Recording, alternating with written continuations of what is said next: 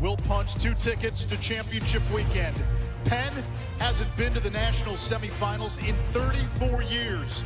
Rutgers has never been there. Later today, an all-Ivy League affair between Yale and Princeton, and then 2 games tomorrow, Cornell, Delaware, and Maryland and Virginia in a championship rematch from last season.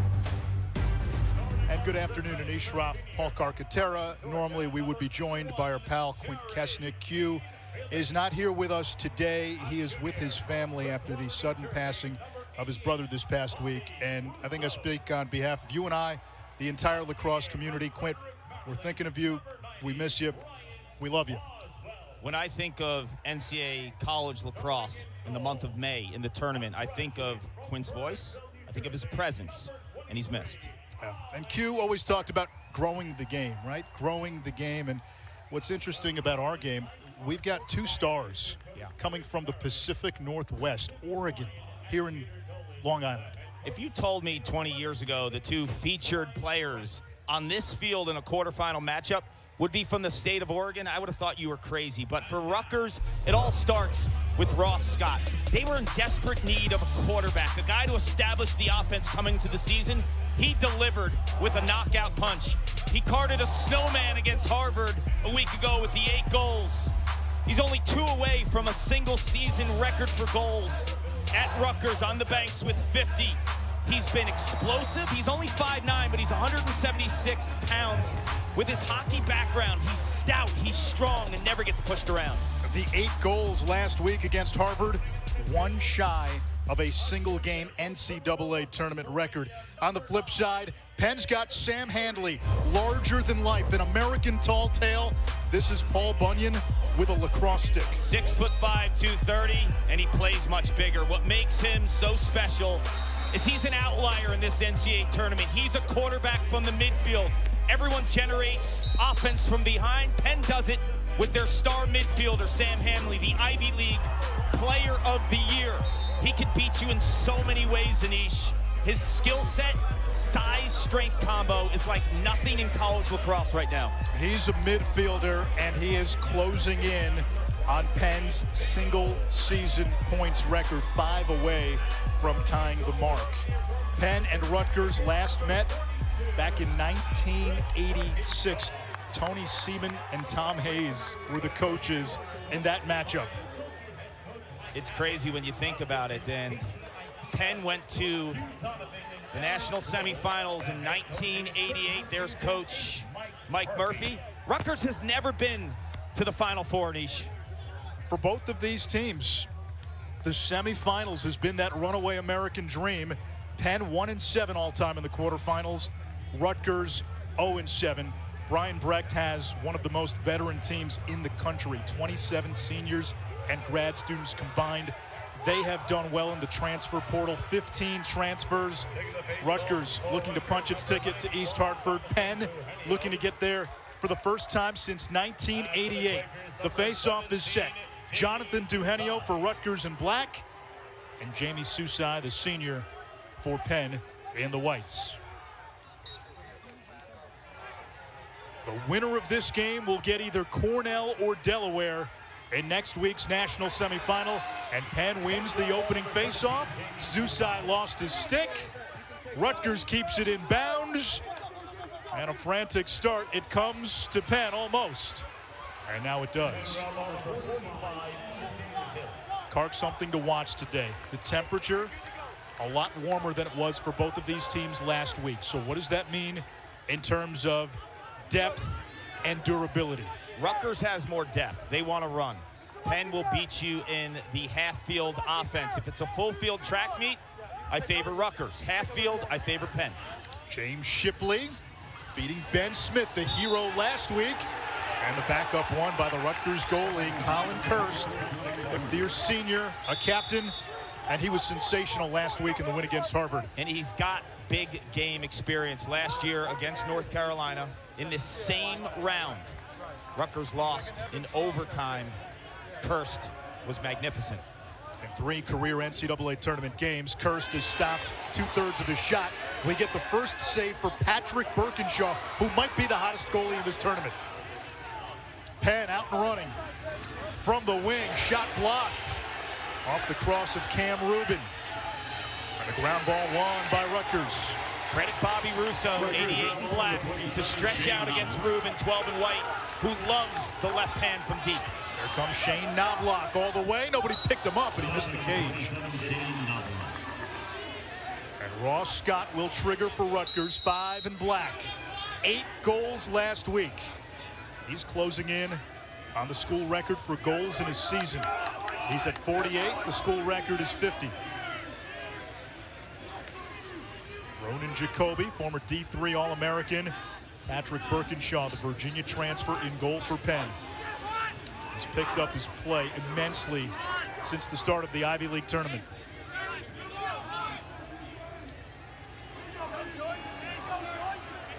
Jacoby has the short stick, draws the slide. Skip pass over the head of Mitch Bartolo, over and back. Bartolo, 4 in black for Rutgers, a former Penn captain and one of the 15 Scarlet Knight transfers. It's got to be a tough game for him to trot out on this field against his former teammates, but he spoke to Sean Lully at Duke right now, who played for Penn. Here comes Sam Handley. And that one off the side of the net.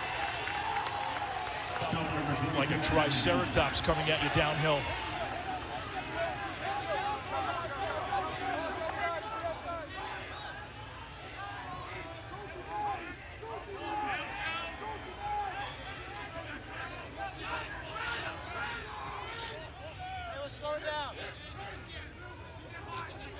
Rutgers attacking from X. And that's another save by Birkinshaw. It'll reset the shot clock. For those new to lacrosse, change of possession triggers an 80-second shot clock. If a goalie saves it or if it goes off the pipe and the attacking team recovers the ball, the shot clock resets to 60 seconds. Feed in front, shot, and that is offline. B.J. Farrar near the end line as Penn will set up its clear.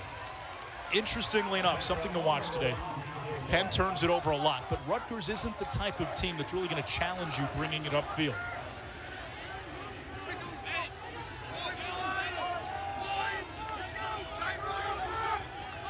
This is a big matchup. 40 in white, Dylan Gergar. Fantastic righty scorer against Gene Felix. 81 in black. That is a big-time matchup that will help establish the half-field tempo of this game. Gene Felix has been covering everyone's #1 on the attack spot. But you also have to deal with Sam Handley. Caleb Fernandez. Now it's Handley, and he's got a short stick. Slide coming quickly, and he's picked up on the switch. Bobby Russo. Family owns that great Italian restaurant in Bound Brook, New Jersey.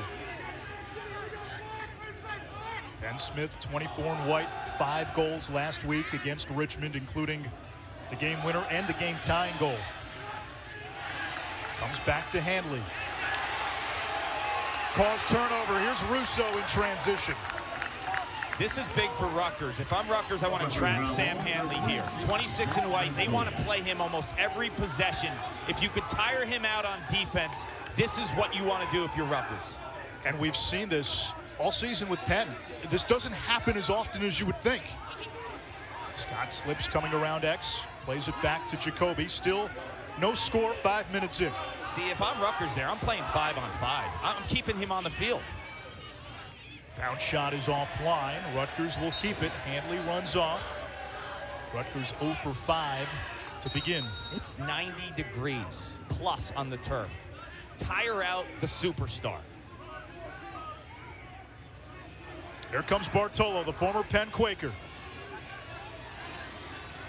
Bartolo's got a hammer and a save by Birkinshaw. That is 4 already for Patrick Birkinshaw. Bartolo is not afraid to let it fly. He shot the ball 18 times in a game this season. The Penn transfer I mentioned earlier, I said he was speaking with Sean Lully, who played at Penn, was at Duke this season, and asked him for some advice in terms of the mental approach to the matchup. He told us yesterday, hey, it wasn't personal. He just didn't have any eligibility at Penn. He couldn't play at Penn this year. Mike Murphy helped him transfer to Rutgers. He's friends with Ben Bedard and Jack Schultz and a number of guys on this team, close friends of his. He mentioned, yeah, it would be a little awkward as Gabe Fury slips. And we've seen a few guys slip already with footing. Shot clock resets. They call a loose ball foul on Rutgers.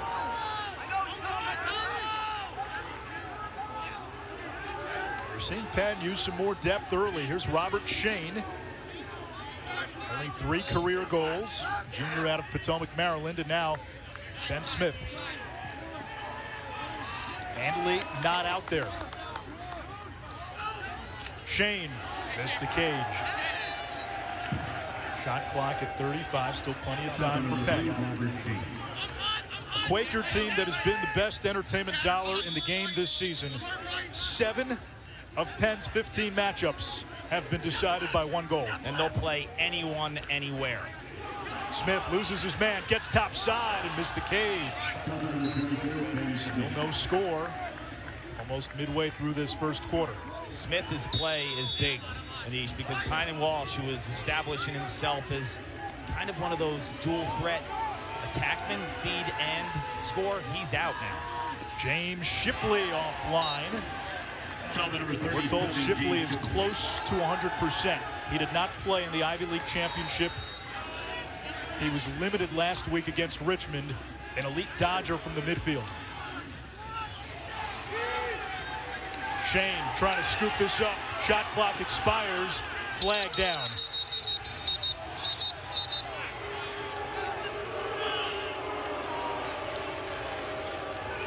Yeah, this may be on Rutgers. Interference looks to be the call.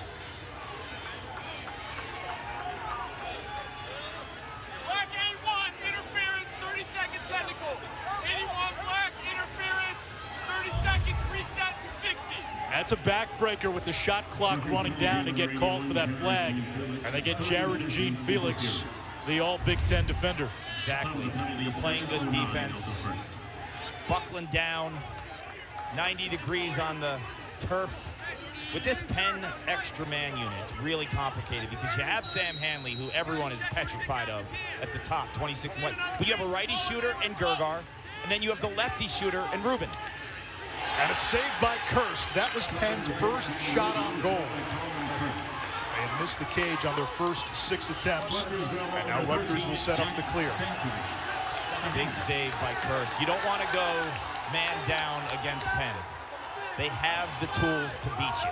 Balanced shooting on both sides of the offensive frame, and a quarterback in Sam Hanley. 2 battle-tested teams, 2 veteran teams. Rutgers played on Long Island a season ago in the quarters. Lost in overtime to the 1 seed in North Carolina. The last time Penn competed for a full season, 2019, they lost in the quarters to Yale in overtime. Bounce shot wide by Jacoby. The Quakers a whisker away from championship weekend 3 years ago. I love running Jacoby's game. 8 and black. Grad transfer from Wesleyan Division III. He can score with the left hand. Another shot, that one wide. Look at Penn right now. They're going to flush Jacoby to his right. He's a 2-handed power cradle guy. 35 goals from the midfield between him and Bartolo, who's had 40+. Dangerous duo. Scott gives it up. Shot clock down to 12.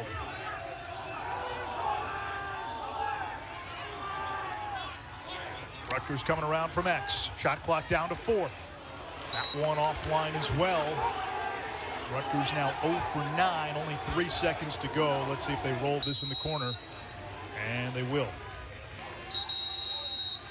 There is some good news for Penn. We told you James Shipley is healthier.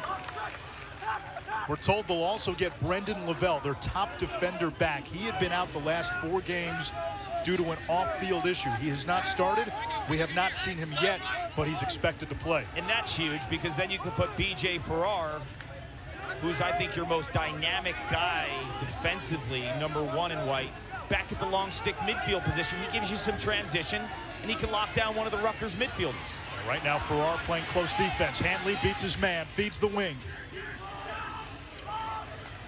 Bedard, saved by Kirst.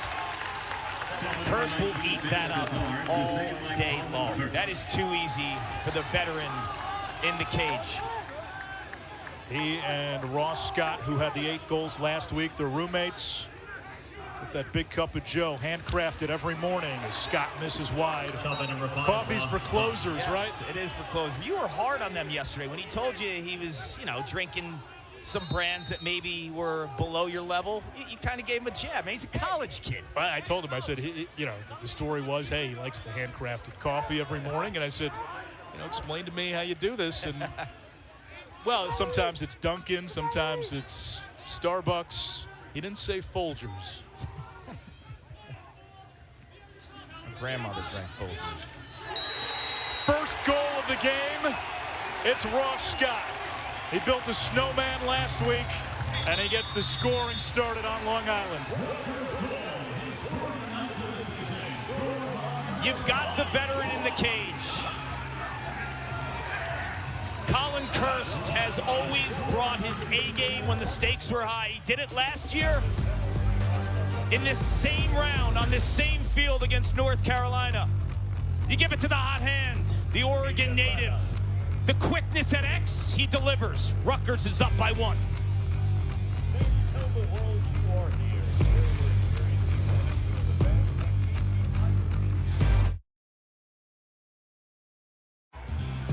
Last week, Rutgers, the 6th seed at home in front of 5,000 plus people. Great crowd at Yersack Field. Ross Scott was the marquee. He was the showstopper. 8 goals in a Rutgers run. Penn, they didn't have it so easy against Richmond. Well, Sam Hanley garners all the attention for a reason, because he's the top midfielder in college lacrosse by a country mile. But Ben Smith, the freshman, delivered with 5 goals, including this game winner, to advance to the quarterfinals and a touch closer to championship weekend. The Quakers 11-4. They ride in on a 7-game win streak. 4 of their losses, they're all close. 3 by a goal, and they lost by 2 to Georgetown.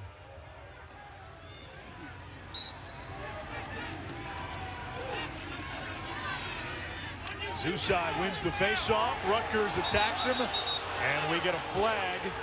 Remington Reynolds tried to stick check it away. Make it a slash here.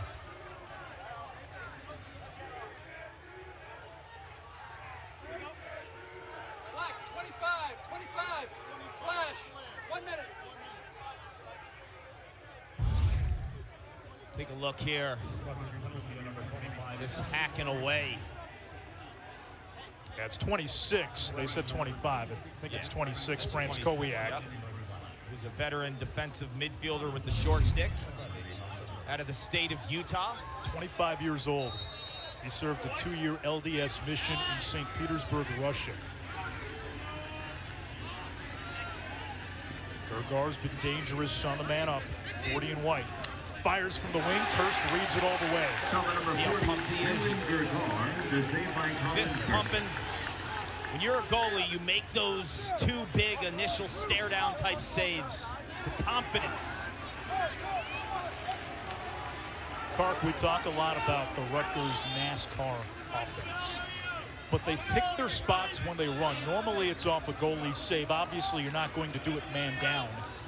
But Rutgers, when it runs, it usually starts with the netminder. It does. He's the trigger in all of this. I'm going to be honest with you. I think it's a little overrated in terms of how it's a fast misnomer, yes. Yeah. I don't think they are the running gun of, say, a Brown or a Virginia. They've played really fast in the past where they've had that but reputation. They don't ride you like a Yale. It's not frantic.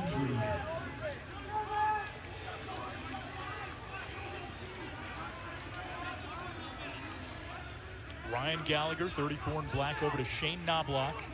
Big Ten Rookie of the Year a season ago, now a sophomore. Here's Jacoby. Back to X. Scott is so dangerous. See the stick protection, too? Rarely gets trail checked. Knobloch. Brian Cameron, the backup. Big day for the Cameron family. His brother Sean will take the field later for Princeton. Cameron, who's usually left-handed dominant, going to the right hand there. North Carolina transfer.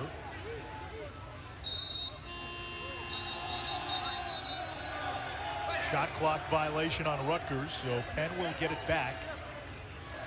Only one goal. It's been a slow start. Both teams have missed the cage quite a bit in this opening quarter. A lot of times you get to this round, and we were talking during the break, like how tense it is and the pressure of a quarterfinal, especially for these two teams. Penn hasn't been there since 1988. Rutgers has never been there, and they were so close a year ago. Well, we say it often, this is the hardest game of the tournament. You get to championship weekend, in a lot of ways, the weight is off. You've now cemented and stamped your season forever. And for these programs, if you get to be a Final Four team, that team stays together forever. Here comes Gabe Fury. He's been electric down the stretch. Gergar trying to go 5-hole. And Kirst, another save. That's 4. He's on. He's stopping them high, he's stopping them low. Both goalies are on. Yes. Now, Birkinshaw, remember, was the MVP of the Ivy League tournament.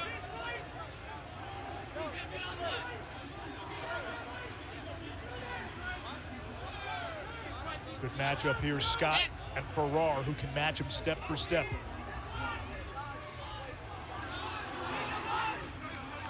Jacoby had the short stick, Palazzi. And Knobloch. Left hand, back of the net. Shane Knobloch, the sophomore from Moorestown, New Jersey. 2-0, Scarlet Knights.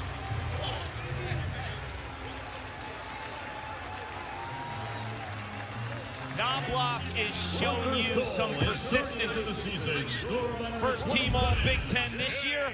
Big Ten Rookie of the Year a season ago. Look how close moments ago. Stay with it, 27. You are a sharp-shooting midfielder for a reason, with 2 hands and the ability to absolutely hammer a corner. His mom was a high school girls lacrosse coach for 27 years. Dad was an assistant on those teams.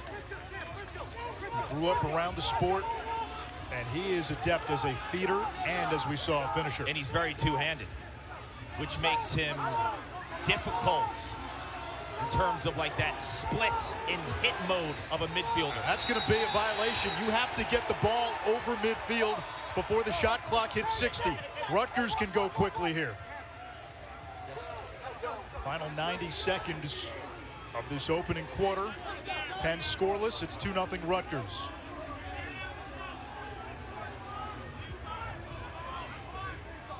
A hot, steamy day here on Long Island. The first of 2 quarterfinal games in Hempstead.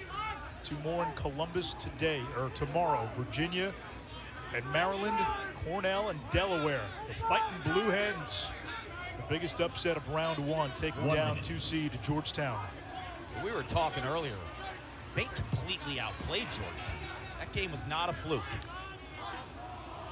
50 seconds to go. Hangman now.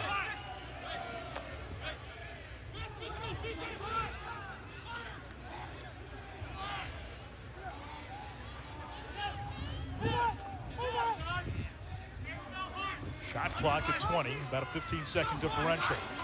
Cameron working on the All-Ivy League defender Piper Bond, one of the top shorties in the country. 45 in white. Ethan Till, the freshman. Good defense here by Penn. Nice swim move, bounce shot. And the shot clock expires. 15.5 to go for Penn. Plenty of time in the Ivy Championship. We saw them go from defense to offense at the end of a quarter for a titillating goal.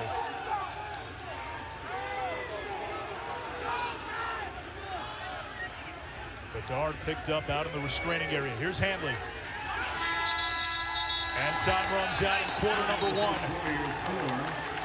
The goalies stealing the show. 4 saves apiece for Kirst and Birkinshaw. Rutgers, the only team to get on the board. Ross Scott, coming off that 8-goal game, got it started. And Shane Knobloch added the second tally. 2-0 Scarlet Knights after one.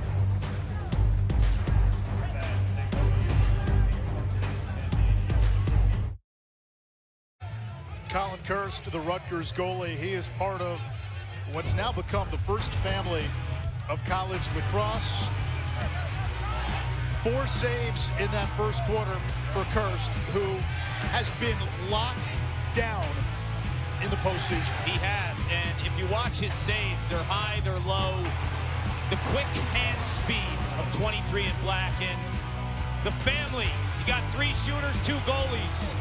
Connors with the Whip Snakes. He played for Rutgers a season ago. How about Caden, the little guy hanging from the middle? I love that. He's in the goal too. See Colin top right, who's making plays. In the bottom, CJ, all he did last week was 7 goals against Ohio State. And don't forget about Cole as well. There's Connor Kirst. That is a big dude. And Mom Michelle, who, she's the best. We spoke to her yesterday. I just love her energy. She's always happy. She is the ultimate lacrosse mom. We were in the car. She gives you a call. We're out getting coffee. And she's talking about, hey, I got to figure out how to get from Long Island on Saturday to Columbus, Ohio on Sunday to go see CJ tomorrow when Cornell plays Delaware. Tracking a lot of miles. But right now, it's all about Colin, the senior, his last season. Mom Michelle has been such a rock for that family. Their father, Kyle, a former Rutgers goalie, passed away when the kids were in high school. Talking to Colin yesterday, he said it means so much to him to play the same position that Dad did at the same program where Dad played. Here comes Gallagher, got a good look. Shot clock reset, Piper Bond out of the air. Somehow that is not a push with possession. And now Bond catapults to his feet. Flag is down. This guy's the real deal. 54 in white. Makes plays. Chance here for Penn. They continue to struggle to hit the cage as Ben Smith misses. Flag was down, so it looks like we may get that call. Well, they picked it up. No flag. It looked like Piper Bond might have been pushed 54 in white, but his minutes are huge. It was a push. 30 second technical. 8 black, push. 30 second technical. Reset to 80, please. So it was a push. We saw what they saw. One of the officials today is Mr. McCluskey, who had the infamous pole goal call when Virginia and Maryland played here in 2019. Penn's 0 for 2 on the man up. Handley and Gergar dangerous here. Gergar skip pass, Fury, and Penn is on the board. Now we think of Dylan Gergar as just a wing shooter. He showed you in round 1. He can dish it out a little too. The reason being, teams are pressing out on him, Anish, because they're fearful of that righty laser. So when you press out like that, 2 spots can be open. The inside, feeding the crease, or the diagonal pass on the extra man as the team shift to play 40 in white. We watched Gabe Fury in the Ivy League Championships. His game has popped the second part of the season. Such a big presence with the long arms and the reach to let it go. It really started in that comeback win on a Thursday night against St. Joe's. He dominated the second half of that game with holding against Penn. So this will be the first face-off win awarded to Rutgers.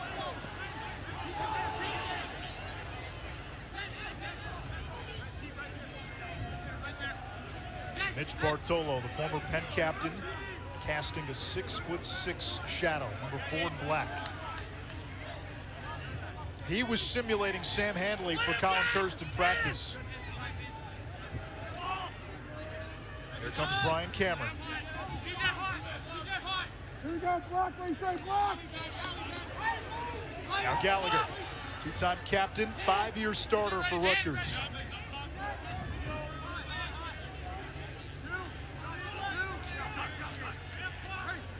Now Block working on the freshman Till. Over to Bartolo. Bartolo's shot Not there. Job number 4, Mitch Martin. Out of bounds. It will stay with Rutgers. Still a shot. Rutgers was closest to the ball when it went out of bounds. No one possessed the ball. There's Ross Scott, the big matchup with B.J. Farrar. From Ross Scott, I'm driving left-handed on the lefty Farrar, making him play cross-farm. Getting top side, but no angle. Job number 34, Ryan Gallagher, is saved by Patrick Birkinshaw. Here comes Jack Joyce, the senior. How much can Penn get out of its defensive midfield from guys not named Piper Bond? That's critical. It's the key. This is what I love about Penn in the substitution game. Oftentimes, Hanley will come on either last or second to last because he gets the ball high in the offensive zone with a head of steam. Yeah, that's a bulldozer with a Ferrari engine. Here comes Schultz. He's come on down the stretch. Now Handley against Apgar. The feed to Rubin, and Penn ties it at 2.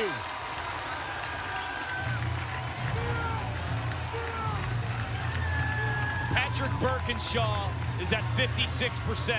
As Anish mentioned, maybe the hottest goalie in college lacrosse. You got to find a way to stop this Rutgers offense. A unit that can put up 15 per game. What's 12 and White's secret sauce? His left-handed time room plant, top shelf.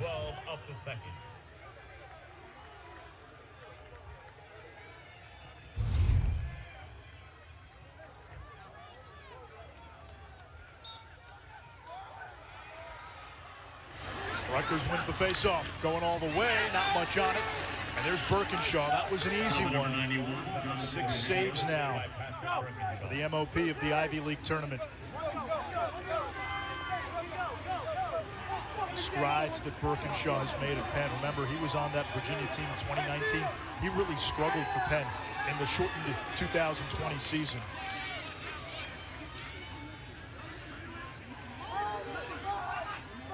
James Shipley feeds it back up top to Gergar.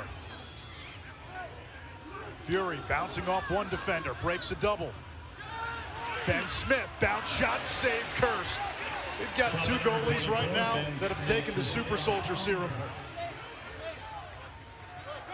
And there's the NASCAR offense off the save. Bartolo, shot blocked. A couple of former teammates, Bond diving for it. These are playoff ground balls out of bounds. It'll stay with Rutgers. Here comes Scott, accelerating all the way to X. And a whistle.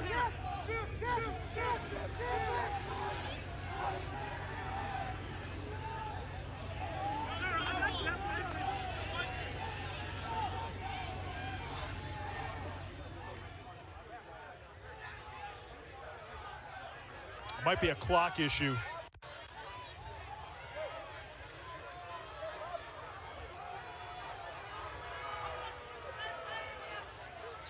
Kark, you mentioned B.J. Farrar. We're seeing a lot of him at close defense.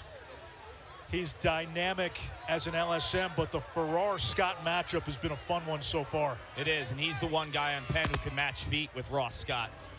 B.J. Farrar is an elite athlete with incredible balance, strength, and feet. A lot like Gavin Adler from Cornell.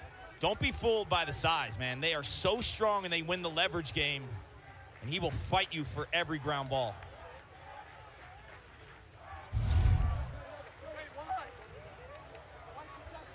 Officials wanted to see if Penn had possessed the ball before it went out of bounds, and Penn did, so that resets the shot clock to 80 instead of 60 if it was just Rutgers' possession.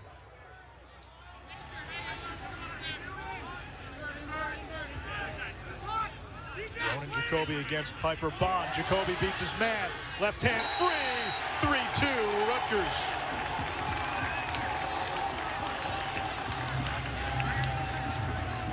Watching Ronan Jacoby on tape. Look how jacked he is right now, too. feeling it. The big stage, no problem for the Wesleyan grad transfer. He played attack at Wesleyan. Owned this part of the field. They move him to midfield, so low angle shooting, no problem. And he's always ready to unleash it left-handed because of the two-handed cradle and can shoot through and away from contact. Take a look at those jerseys, the Tom Hayes in the back, the legendary coach from Rutgers who coached for many decades, a legend in the sport. Tom Hayes passed away this year, and Tom Hayes, his influence not only at Rutgers, but with international lacrosse and the sport in general, much better because of him, and an unbelievable man too. I remember spending time with him at the World Championships over the years. Just a great man to be around. I remember a few weeks back I was listening to the Dixie and D-Fly podcast on Inside Lacrosse, and Brian Brecht was a guest talking about how he would go to Tom Hayes' camps while growing up. Yeah, Tom Hayes had like the first big lacrosse camp. Penn, the equalizer, coming right back. It's Jack Schultz. Schultz is second line midi, and Penn is top heavy with its production. But Schultz came into this game with 6 goals in his last 4 games. Penn gets production outside of the top 6. That's big. Well, you see the 7th goal in the last 5 games. That's huge because we're playing in 90-degree heat. How many times can you trot out Sam Hanley to make plays? You got to find those complementary sources. Schultz is one of them. He's a two-handed midfielder who can get to the rack. And his latest scoring stretch is just what the doctor ordered. Can the second midfield come alive? And can the third and fourth short stick D-middies get minutes? Chris Arceri wins the face-off. Trying to play to the wing. His pass picked off. Arceri's older brother, Gerard, was an outstanding Fogo at Penn State. Rutgers in transition. Danninger stuffed by Birkinshaw. The outlet to Joyce. And a whistle.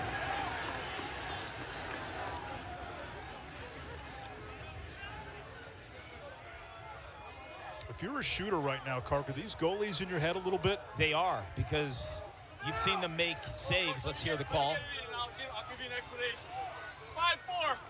White, unnecessary roughness, 1 minute. Reset to 80. Unnecessary roughness, 5-4-8. 1 minute. That's the marathon man, Piper Bond, who will be doing time. You see 54 in white. Let's see the hit. Yeah, that's from behind, and it's high. It's a good call. Yes, these goalies are in the shooters' heads. Absolutely, because they've made saves high and low, so it's not like you haven't tested them in that one spot in the cage. First man-up opportunity for Rutgers. 42% on the season. Jacoby's been the assassin here. 5 EMO goals.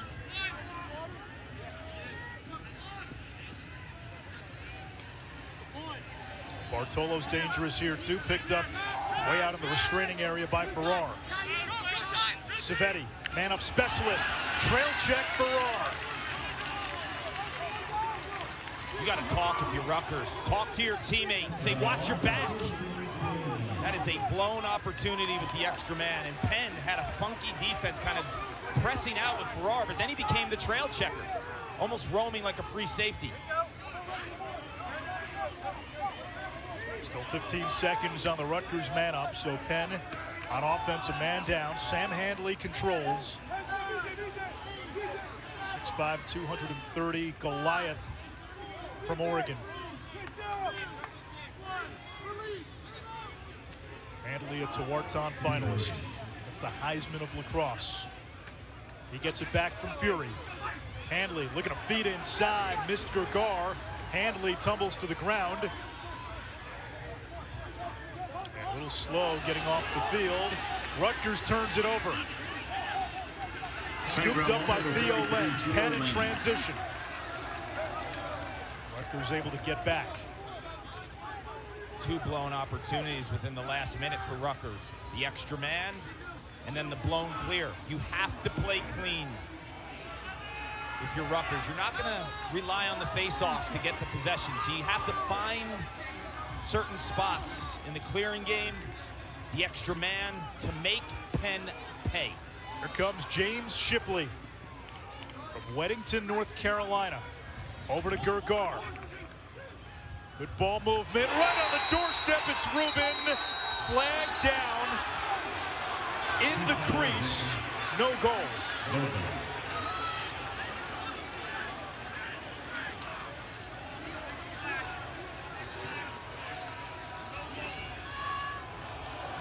Rubin landed in the goal mouth. That's that little ice cream cone in front of the goalie net. Okay, got a foul on. Get out of the way. Get out of the way. Black 6 pushes with possession. 30-second technical. Shot clock goes to 60. So the penalties on Rutgers, and this is a rule that a lot of people, for good reason, don't like. Thumbs down. Because if you're a defensive player and you push the goal scorer into the goal mouth, yes, it's a penalty, but if that player lands in the goal mouth, it doesn't matter if the goal goes in, it's wiped out. A player can never land in the goal mouth. So if you're a defender, ask yourself this question. Would you rather allow a goal or get a penalty and go man down? Right. Thumbs down. Penn over with the extra man today. Actually make it 1 for 3. Crease feed isn't there, and it's picked off by Kirst. That push worked out for Rutgers. Yep. It's that simple. You went man down, you stopped them. Chance for Rutgers the other way.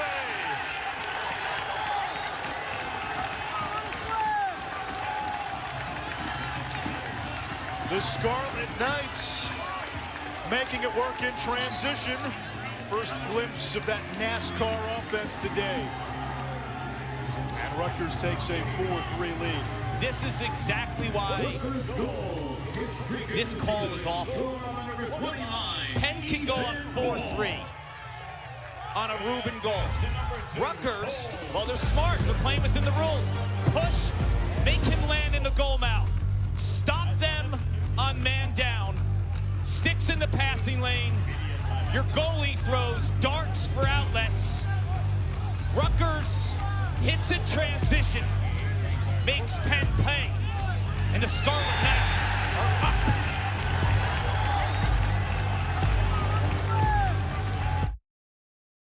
Rutgers, a trip to championship weekend on the line. We'll punch our first ticket at the end of this game. Yale Princeton follows tomorrow. Cornell, Delaware, and then the most anticipated game of this tournament, Maryland and Virginia, a championship game rematch. Maryland absolutely steamrolled Virginia in the regular season. The Terps on an all-time trajectory, and there is this belief that if Virginia can't stop Maryland in the quarters, nobody can. I think you're right, my friend. But also, I got to ask you this: if there was one team you didn't want to play in the quarterfinals, who would it be? Virginia. And they're unseeded. Unseeded. NCAA men's lacrosse coverage continues next weekend for the semis. The action begins on Saturday, May 28th at noon Eastern. We'll be on ESPN2. Visit NCAA.com, your home for all 90 NCAA championships. Semifinals back in East Hartford, Connecticut this year. And they call West Hartford Weehawken. Does East Hartford have a cute little nickname? You lived there, didn't you? 4 years. You got evicted. Let's go with that. It's better than the real story.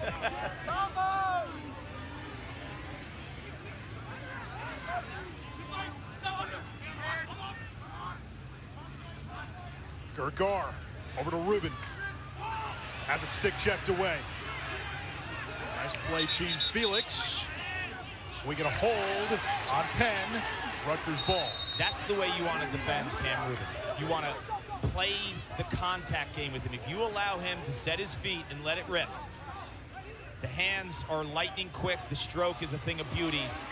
But when you play the contact, physical type game with 12 in white, you could disrupt him. Penn has 7 turnovers, and that has been the Quakers' big bugaboo this season. They've had 7 games this year with 20 plus. Scott beating his man, missed the cage. You know, we talked about this in the first quarter. Teams missing the cage a lot. It's happened a lot today. You mentioned hot goalies.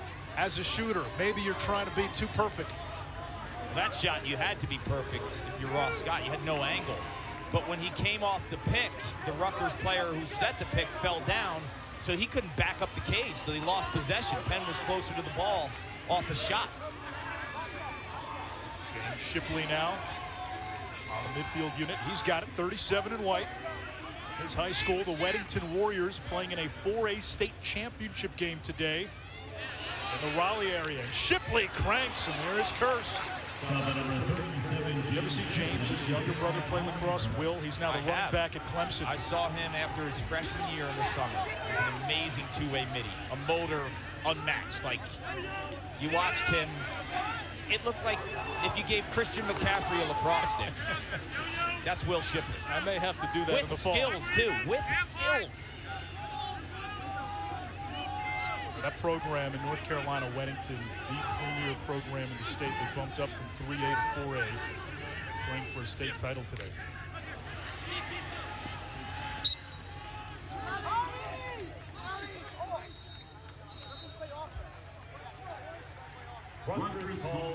A timeout by Brian Brecht. 4:40 to go. Are you surprised this game has been as low scoring as it's been?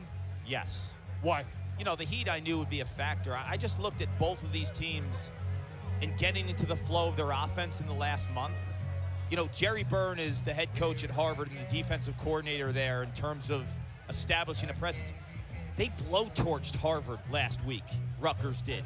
You've seen Penn the last month clicking on all cylinders and secondary scores coming to the party. The heat has slowed them down, the nerves of the quarterfinal matchup. But if I'm Rutgers right now, I want a heavy dose of Ross Scott. He is your quarterback for a reason, one of the best scorers in Rutgers history. Give him the rock, 5 and black. Rutgers, a program on the rise. They have ascended under this Big Ten banner. 2 straight quarterfinal appearances. The last time that happened, 1974, 1975, when they had an attackman by the name of John Danowski. Dino, that is classic. They still are reaching for the school's first lacrosse championship weekend appearance. In this last decade, the stars they've had too, right? The Adam Sherlin-Beatties, the Jules Henningbergs of the world. Like, they've had the guys that have elevated. So if this team makes championship weekend, it's about those guys in the last decade, the Scott Beattas of the world, who've given this program the profile and opportunity to capitalize in recruiting in the transfer portal. The reality is, the way this bracket was put together, the bottom half of the bracket is wide open. Any of these 4 teams at the bottom, Rutgers, Penn, Cornell, you can't even count out Delaware with the momentum they have. Any of those teams is capable of playing on Championship Monday. Couldn't agree with you more. And when I was looking at the bracket and the matchups this week too, you know, a lot of people were upset. Notre Dame wasn't in the tournament. Duke wasn't in the tournament. And Georgetown loses last week. But the matchups and the parity here, these all could be 1-goal games. When you think of the quarterfinal matchups, what were the last 8 quarterfinal matchups? How many were 1 goals? Of the last 8 quarterfinal matchups, 6 went to overtime. Expect that. There is some sort of alarm ringing through the stadium. Save Birkinshaw. Cameron on the rebound. Denied. Birkinshaw stole one. Cameron stepped in the crease. It'll be Penn ball. Cameron had time, right? He caught that rebound and had him. Birkinshaw, one-on-one. Didn't change his levels, though. Changed sides, but Birkinshaw's quick hands and reaction to stay up top. No dice for Cameron. Here's another look, left side of your screen. There's the initial rebound. Cameron gets it. Yeah, he leans with one shoulder to try to get Birkinshaw to commit to one pipe. Shot at the other, it didn't matter. Gergard, jump shot, nothing on it. The defense, too much. And off the save, Rutgers looks to run. France Kowiak. Birkinshaw, white hot again, 10 saves in the opening half with 3+ minutes to go. Unbelievable. What I've noticed, Anish, Rutgers defensively is really playing physical with the Penn attack. Like, they're challenging them, physically speaking. Here's the matchup. Scott against Farrar. Farrar derailed by the pick. Up top, shot. And it's saved by Birkinshaw. He held out to it. Amon had a great look. An acrobatic save by Birkinshaw. That's 11. I wasn't sure for a minute if he was going to bring that cross back over the line. Goalie confidence is a scary thing, and he's had it for the last month. He has. We saw him in Providence in the Ivy League tournament. He stopped 2/3 of the shots he faced. And you can say what you want about Ivy League defenses. Offensively, that is a league loaded with talent. We'll get a timeout by Mike Murphy.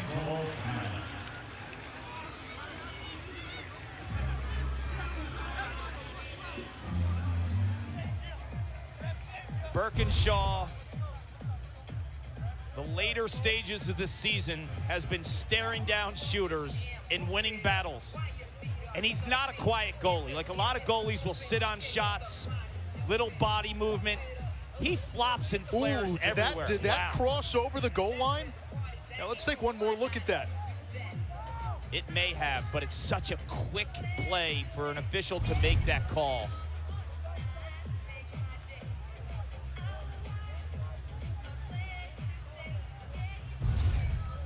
Let's take another look at this, Anish. Makes the save. Now the ball's in the air. Oof. You know, it's hard to tell. Does it cross the plane? Does it cross the goal line? Unless you have that overhead angle, which I don't think we do. And unless you have instant replay, which we don't, other than the final seconds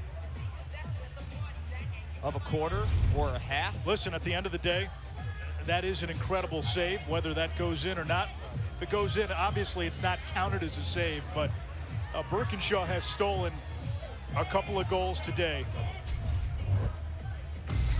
He played at the Brunswick School in Connecticut. He was the #1 rated recruit in the country. And he went to play for the defending national champs. The University of Virginia transfers to Penn. Struggles a little bit his first year in 2020. There's been some ups and downs this season as well. But the last month, it's been on absolute shutdown mode. Patrick Birkinshaw. You know, when you look at that shot, too, that might have crossed the goal line, no official's going to make that in real time. No. So we're not going to speculate more and more until we have instant replay. That's what you're going to have. It's such a quick type of movement from shot to save to clear. We come up on 2 minutes to play. Here's Fury working on Kamish. Rutgers top shorty. Hanley feeding the crease, and that was dropped by Gergar. You saw the vision from Hanley. Gergar needs to finish that. Those are the moments Penn wants to capitalize. Everyone's shifting upfield to the quarterback, Hanley. All eyes are on him. The pipes are open. He just can't make the correct pass, and Gergar, he caught that. It's one-on-one with Colin Kirst. It's a tie game. First midfield for Rutgers. Jacoby, Knobloch, Gallagher's got the ball and the short stick. Tough to call Bedard a shorty. He's 6'2".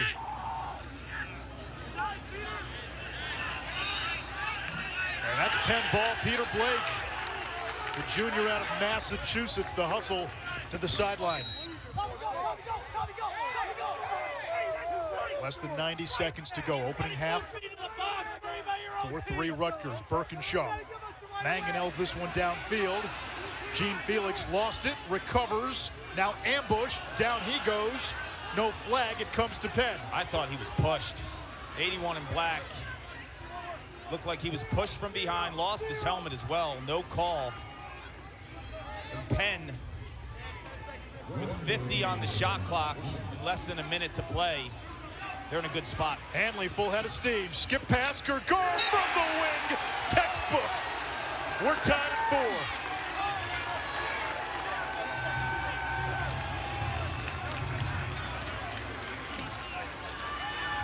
It's all about second opportunities.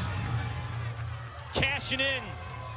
Taking advantage of potentially a missed call. Gene Felix here goes after this ground ball. That's tough. At first, it looked like he was pushed from behind. He fell almost from the pressure from the side and front. But Sam Hanley, when he operates high in the offensive set and he has the head of steam, he is virtually unstoppable.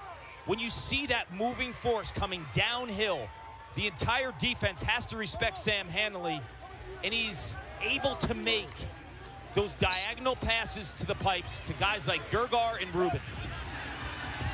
Battle for the face-off, popped into the air. It comes to Scott. Rutgers on its attacking end. And a timeout called with 44.3 seconds to go. Tied at 4. A trip to championship weekend in East Hartford, Connecticut on the line. Coming up at halftime, we'll preview the 3 quarterfinal games that are still to come. Yale-Princeton follows this one tomorrow. Cornell-Delaware and Maryland-Virginia. We'll also look at the Tewaaraton finalists. And listen, a sneak peek on game 2 today. Yale and Princeton. Yale won the regular season matchup, but there's a piece of that puzzle and some context that needs to be applied. Princeton's best defender in that game, George Bond, did not guard Matt Brandow. Yale's most electric attackman. Bond was coming off an injury. They had Pace Billings guarding Brandow. Brandow went for 5 goals and 3 assists. We're going to see Bond against Brandow today in what should be one of the best one-on-one matches of this quarterfinal round. George Bond is, for my money, maybe the most underrated defender in the country. Came into Princeton as a freshman in 2018, led the Ivy League that year as a freshman, and caused turnovers. Now he's a 5th-year guy, and he's doing the same thing. He was nicked up earlier in the season. He changes the complexity of that entire Princeton defense. He's an eraser. You talked to Michael Sowers this week, who went up against George Bond in practice a lot when the two were at Princeton. What did Michael Sowers tell you? Michael also played against George in high school twice a season. He said, by far, he's the toughest one-on-one matchup that he's ever had, ever. This is the most prolific scorer in Princeton history saying that about George Bond. And when you look at the battles that they had in high school, they had him on the practice field in college too. Coach Madelon had to actually have them separated and stop going against each other in practice just because of how hard they went at each other and were beating each other up. Princeton really struggled defensively in its last 2 games leading into the tournament. And then they were on another level against BU last week, holding BU to 5 goals. They gave up 37 in their previous 2 games. Defense has been a season-long struggle for Yale. Andy Shea feels he has the individual pieces, and they do. We just have not seen it come together as a unit. Yeah, they're letting up 15 goals a game over this last month, which is a tough pill to swallow, a team that traditionally never plays that way. Rutgers can hold for 1. Knobloch's got a goal in this first half. Picked up by Lenz. 46 in white, Lavelle out there for Penn. Scott against Farrar, offline. And let's see who wins this ground ball. It will be Rutgers. 7.7 seconds to go. Gallagher to trigger. And a whistle.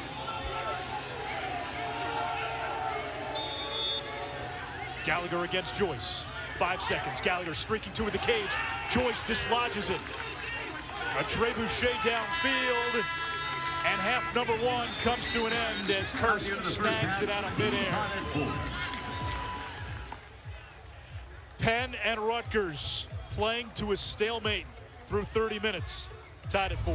Well, the last time both of these teams played a full season for Penn, 2019, they lost in this round by 1. Last year, Rutgers loses by 1.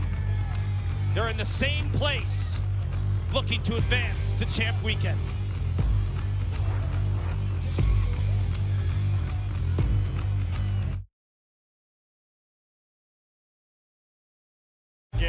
30 minutes between Rutgers and Penn. A trip to championship weekend is on the line. The winner of this game will play either Cornell or Delaware next weekend in East Hartford. Anish Shroff, Paul Carcaterra. Goalies, they stole the show in the first half. Patrick Birkinshaw, I mean, you think about Mr. May, right? He's the guy. He's over 60%. It's a good nickname in lacrosse, not in baseball. You don't want that in baseball. He's been incredible, over 60% this last month, and he's shown you why. He might be the hottest goalie in the country, but Colin Kirst, I think for Rutgers too, equally effective. The difference for me, though, I think Kirst in the Rutgers offense is challenging Birkinshaw a little bit more in terms of their shooting display and their effectiveness. Can Birkinshaw play to that level in the second half is my question. We've seen both goalies get in the heads of the shooters. A lot of shots missing the cage. Rutgers held Penn scoreless in the opening quarter. It's 90+ degrees, and Sam Hanley has been draped all over in terms of being the main attraction for the Rutgers defense, sending double teams, making him tired. Contact and sticks everywhere, some turnovers in the first half. Late in the second quarter, though, he finds a beautiful seam in the Rutgers defense to Dylan Gergar on the right side. That's what Hanley needs to do, operate from up top. He's got lethal wing shooters in Gergar and Rubin. Ross Scott, off of the 8-goal performance in round 1 against Harvard, he came off the top with a nice lefty low-angle shot. Shane Knobloch hammering a screaming lefty on the run shot to the corner. Ronan Jacoby. And then Ethan Roll. This is what Rutgers will need to do more of, Anish. They want to run on Penn, a team that loves to play in the settled sets. Rutgers a little bit more comfortable going from defense to offense. They need to push the tempo. And we've seen at times Penn, when it gets sped up, they turn it over, they can get sloppy, you can take advantage. Rutgers really has not done that to Penn in the first 30 minutes. Ross Scott had the first goal of the game, his 9th of this postseason, one shy of the school's single-season record. Sam Handley, 3 assists from tying the school's single-season points record. Biggest adjustment for both teams here in the second half, Clark. Well, I think Rutgers needs to figure out, in terms of Hanley through the substitution box, when they're going to start defending him. Because it's frightening for any defense to deal with 26 and white when he's coming out of the box. A lot of times, Penn intentionally will send him out second or third, so he is just barreling downfield. How are you going to adjust to that? You cannot have a defender waiting there for Sam Hanley. You almost want to match the substitution and play him with a little contact deep into a offensive spacing set, if that makes sense. And I think for Penn, they have to find those shooters, right? Like when they move off a ball movement and use Hanley as a decoy, he can get a ton of assists and find those wing shooters. Had only 18 shots in that opening half. Rutgers had 30. And the Scarlet Knights with Duhenio win the opening draw of half number 2. Quarterfinal number 1 of 4 here on Long Island. And that's just it, the 30 shots, right? Your goalie is playing incredible lacrosse. But can you count on that kind of onslaught offensively? Again, if you're Penn defensively, you know, they're being exposed at points. Jacoby working on Bond, who does not cede an inch. And there's the matchup. That's been a fun one to follow. Scott against Farrar. Knobloch from the outside, thought about it, spins. Birkinshaw turns that one away, rebound loose. Big battle for the ground ball. Bartolo, the former Penn Quaker, lost his stick. Procedure call, they'll get Bartolo for playing without a stick. And now Penn off the quick restart, but Piper Bond is going to have to back it up.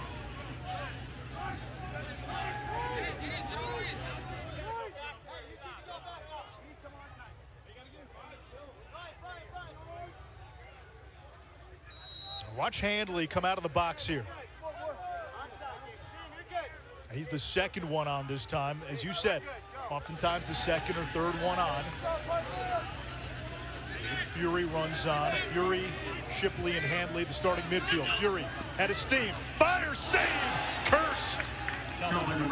Rebound loose. Kirst was down. And we get a loose ball push on Rutgers. That was a great look by Gabe Fury, who in a lot of ways is Sam Handley-like. He's 6'5", he looks small compared to Sam Hamley. That's how nuts it is. But that's what makes Penn so effective. They run their offense through the midfield, and their big guys come downhill. There's Shipley. There's another save by Kursk. That's 8. Early in the third quarter, both goalies have combined for about 20 saves.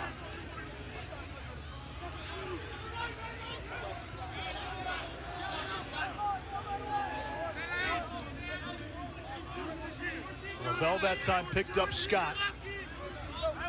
They still have Farrar playing close defense. They've bumped up Blake. 46 in white, Brendan Lavelle missed the last 4 games for an off-field issue. Back today, first team All-Ivy League defender. Shipley playing defense here. He's a good enough athlete to be out there. Bartolo against his former team, and Rutgers takes a 5-4 lead.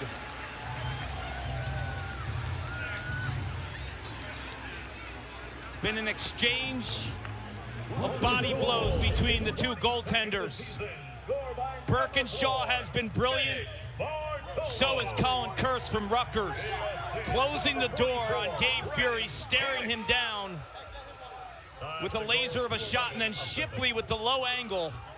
That is not going to fall on Colin Kursk. And then Bartolo, time and room. He is a lethal outside shooter. We saw him with 4 goals against Ohio State in the Big Ten tournament.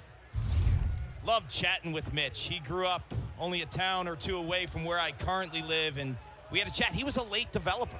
I mean, you look at him now, he's 6'6". A lot of colleges weren't after him. Mike Murphy gave him a chance. He was a slow crease attackman in high school and grew into his body. His mom called him Baby Giraffe. Last week, 3 goals, 3 assists. And we'll see Mitch Bartolo in the PLL, drafted in the 4th round by the Redwoods. Yeah, the Redwoods have Sergio Perkovic, who's 6'4". Miles Jones is 6'5". They have a type. Yes, Mitch Bartolo, 6'6". Good luck defending those monsters. We're excited. The PLL season on ESPN just a few weeks away. It started in Albany. Sam Hanley lost it. That's exactly the way I was telling you Rutgers needed to defend him. Yeah, they came right at him. They met him. As soon as he got out of the box, it was Ethan Rawl, who's got a goal today. Rawl, the long pole, one of the best in the country, got into his hands immediately. If you don't meet him high in that offensive zone, he gets the head of steam, you're toast. You have to meet him and then have your defense ready to support. Take him out of his rhythm. Ball on the ground, Gergar vacuums. Pass up top, picked off by Rawl. Rutgers now with a chance to push. Daniger. Left hand, shot blocked. Big ground ball, popped into the air. Keel has it for Penn. Birkinshaw launches one downfield. And Gergar points at Rubin with 2 hands up. Penn slows down.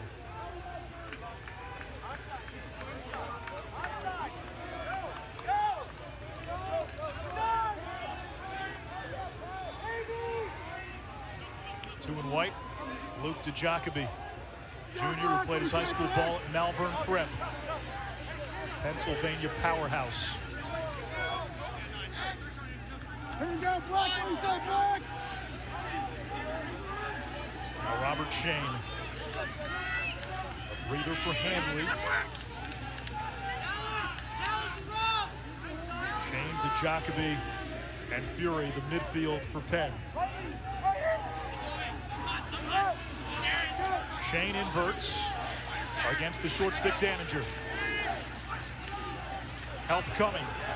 Nothing there. Shot clock at 15. Shane, Gergar steps into one. 9 saves for Kursk. And it's off a Kursk save that Rutgers begins its transition, but Franskowiak could not catch it clean with Rubin draped all over him. When you watch Colin Kursk on tape, he rarely lets in bad goals. Like, he is so steady in terms of his angles, his body positioning, and his calmness. And he's a big game goalie.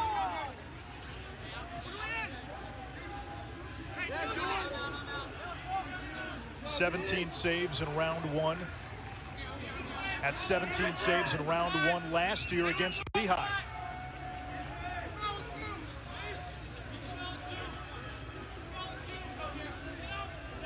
Rutgers inverts Gallagher. On to Jacoby. Spins it back to X.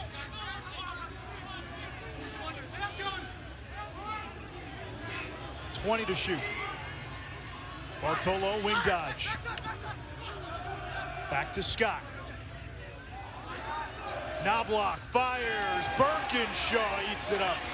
A dozen saves now for Birkinshaw. Look at BJ go. Wheels. Over to Joyce. Met immediately. He hangs on. Knobloch tried to jar it loose. Do you feel like having BJ Ferraro, though, at close defense, if you lose any transition? You lose a lot of transition. The bet Mike Murphy is making is we need him against Ross Scott. Which I understand because of a quickness perspective. Shipley over to Rubens, side of the net. Kirst digs it out. There's the great outlet. Apgar, D3 transfer from Salisbury. Missed most of the season. Started the first couple of games. Came back toward the tail end of the year. They feel he's got a chance to be a big-time player. Three-time All-American at Salisbury.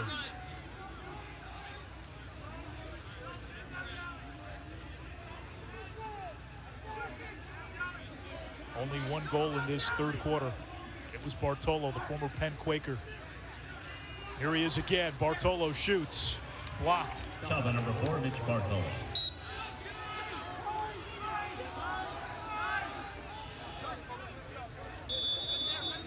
Bartolo, a big part of that Penn team in 2019 that reached the quarterfinals, won the Ivy League championship.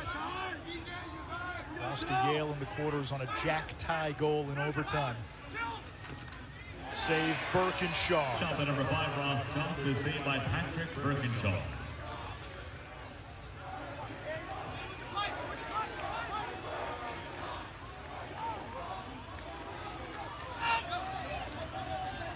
On to taxis in the attack box. We had average goaltending in this game. The score would be 9-8.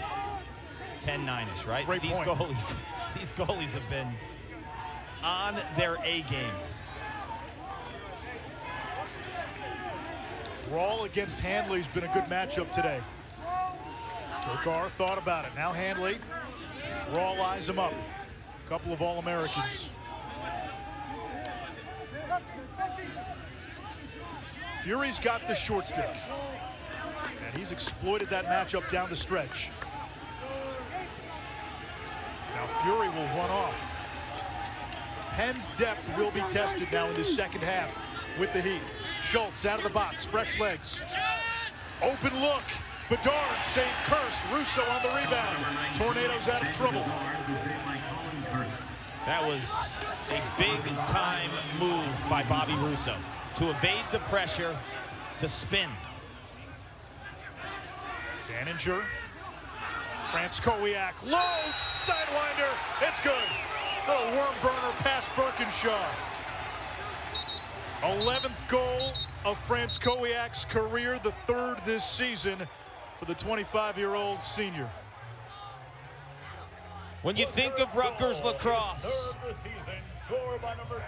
whether it was in the 1990s, the name Kirst always was prevalent. Well, in 2022, with the team one game away from championship weekend, Colin Kirst is closing the door and giving his offense opportunities.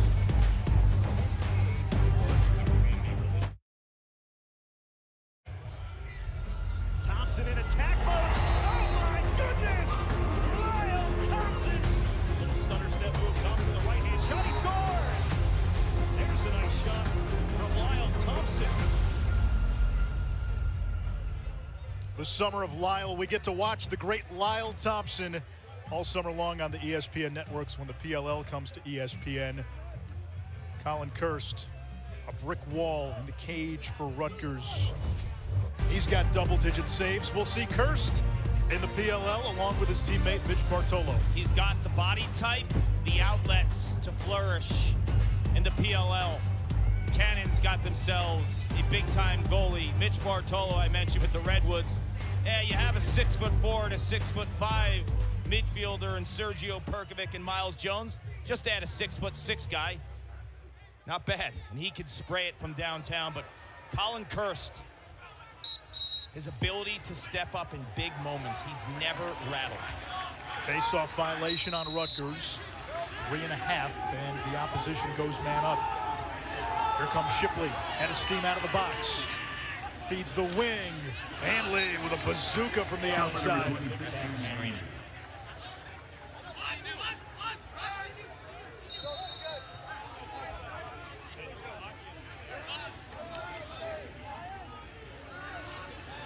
Caleb Fernandez, Schultz, and Handley, the midfield for Penn. Shipley's out there too. Got Fernandez in an attack. Handley against Apgar. Feeding Gergar. Nice move on the inside. Gergar with the finish off the feed from Big Sam. Big Sam can deal. Penn faithful feeler. Got a good one in Hempstead, New York. Dylan Gergar is known as a righty wing shooter, but also a dodger off of ball movement.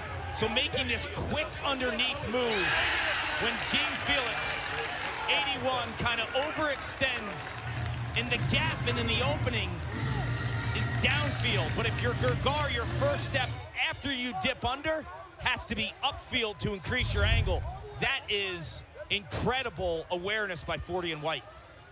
This is Penn's 16th game of the season. Gergar now has scored at least 2 goals in 15 of them.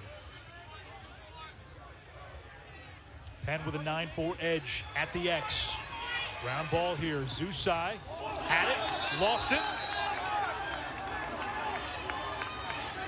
We'll get a conference. It will be Penn ball. So Duhenio, according to the officials, knocked it out of bounds.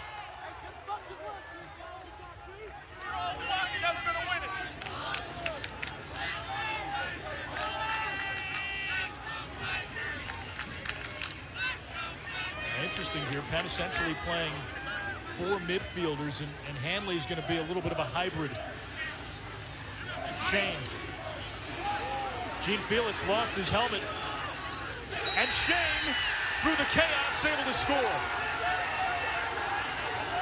First goal of the season, just the 4th of Robert Shane's career. And we are tied at 6.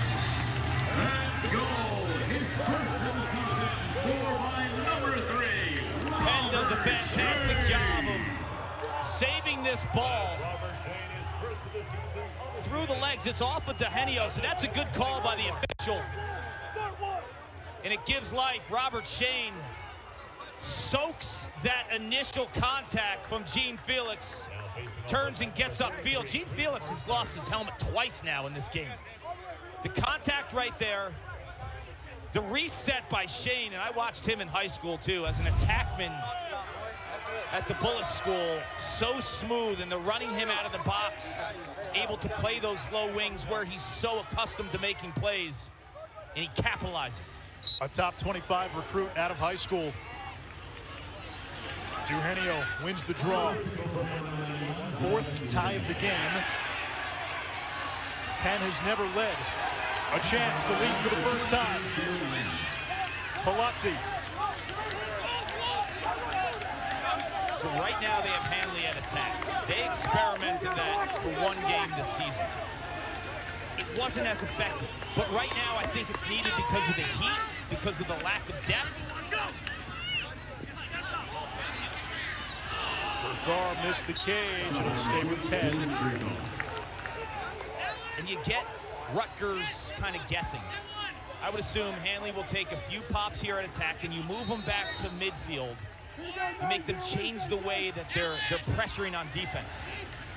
Now, we've seen this sometimes. Penn will invert one of its midfielders. Handley stays on the field, and he can bounce back, as he's doing now. Against Apgar, Handley absorbs the contact, bounce shot offline. He's staying as an attackman in terms of staying on the field, but he's still going to operate up top. That is his money spot, when he sees the entire defense in front of him. Schultz. Marked by Bryant Boswell. Bucknell transfer, two-time All-Patriot League. Here comes Shipley. He's quick. On the ground, Gergar trying to scoop it up. Shot clock under 20.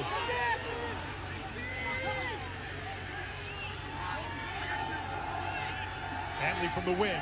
Beats Gene Felix. Save, Kirsch. Rebound, Schultz whiffed in the crease. Rutgers ball.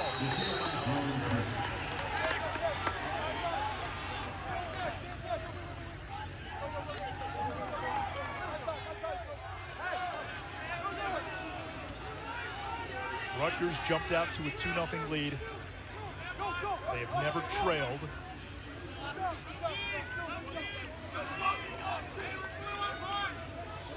I know B.J. Farrar, one and white, is an exceptional defender, but if I'm Ross Scott, you have to challenge this matchup. You're the guy for Rutgers. The offense runs through 5 and black. He has to test this matchup. There's Bartolo.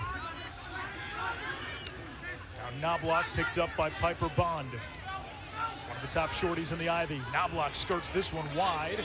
Shot by number 27, Shane Knobloch. No shot clock reset. Gallagher operating from X. Bartolo coming down the alley. Veers it over to Scott. He's got the short stick. Bond. Scott bouncing wide. Shot by number 5, Ross Scott. Not hit the goalie or the pipe. It stays in bounds. Shot clock down to 6. Gallagher again. Shot clock down to 2. There's the feed. Scott, side of the net. Shot by number 5, Ross Scott.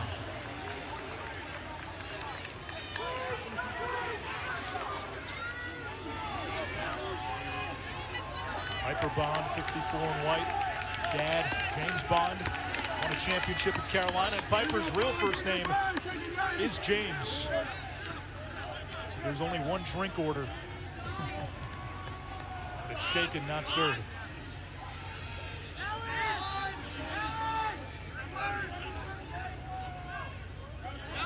Caleb Fernandez now, senior out of Florida. Daninger trying to force him back.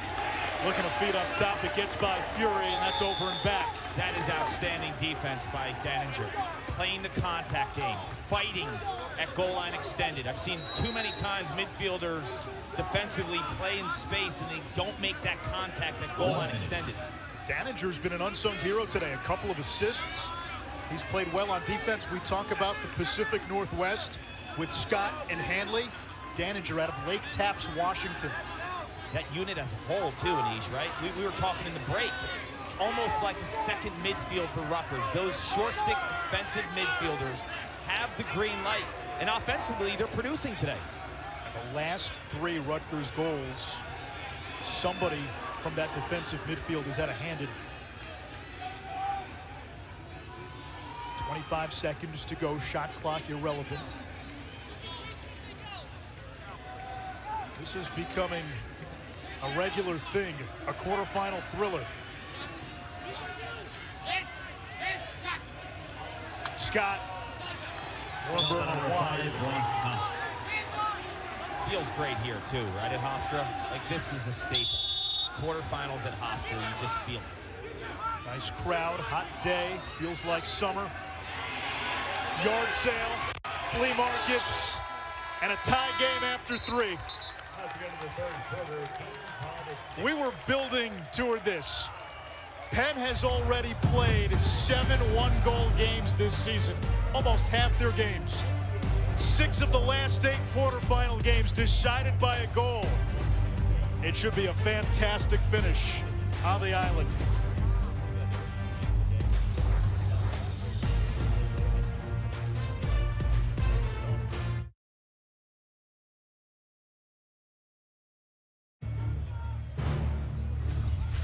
Mouse over to Moore for the win. Virginia going to championship weekend. Robertson, left hand bouncer, scores. Duke wins it in overtime. Holds on to the ball. Time, shoots, and scores. Robertson falling down and bounces in. He did it again. McCarthy has some room now. He'll shoot and score the game winner. DeMeo steps in and scores. Headed to championship weekend. This has been the round. 6 of the last 8 quarterfinal games have gone to OT. We've got a tie game heading into the 4th quarter. And we've got a Penn team that loves to play close games and loves to play overtime games. That's been their MO this season. More often than not, they found a way to win. They have 2 goalies in this matchup who refuse to quit. Rutgers has never trailed in this game. We're tied for the 4th time in this ball game.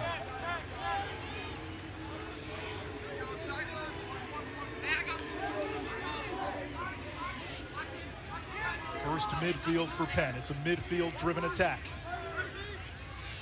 Shipley, left hand too high. He's a nice change of pace, right? You got the big guys like Sam Hanley, Gabe Fury, right? They're like 6'5", long guys. Then you have Shipley, who has that burst and the quick change of direction, the ability to break down a short stick at ease. Hanley's been held in check today, just 2 assists. He's got it now. Over to Ben Smith, the hero last week. Shipley swims inside, got a good look, missed the cage.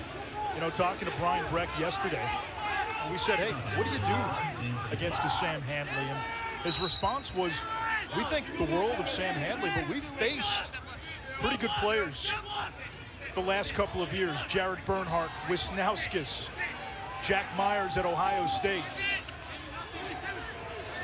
Handley over to Gergar.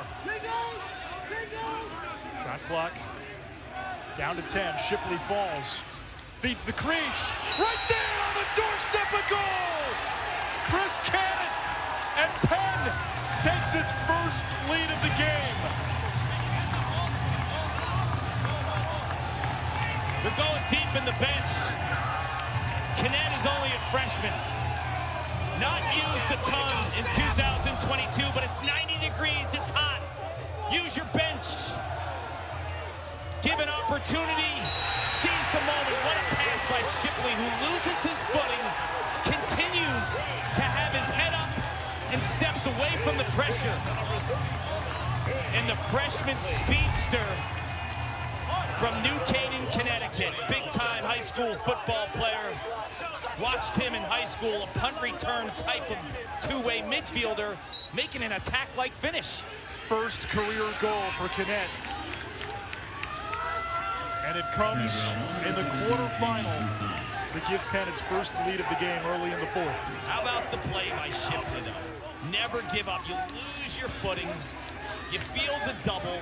Your head is up. That is a brilliant lacrosse play. You think of Shipley's hand in all these close games for Penn. He had the overtime game winner against St. Joe's. The game-winning goal at the end of regulation against Penn State. The game-tying goal at the end of regulation against Duke. He's been Captain Clutch. And what did we talk about before the game with this heat and Penn's inability to use a ton of guys? They go to the bench, a freshman who rarely played in big spots. You got to find secondary scoring. In the last 2 Penn goals, Shane and Canet, neither had scored prior to this quarterfinal. Ben Smith, Curse turns it away. Off the rebound, Schultz, and now with the heat, shot clock reset. This makes it exponentially tougher on defenses. Clark, we were talking before the game, the 4th quarter. This turns into a testament of endurance.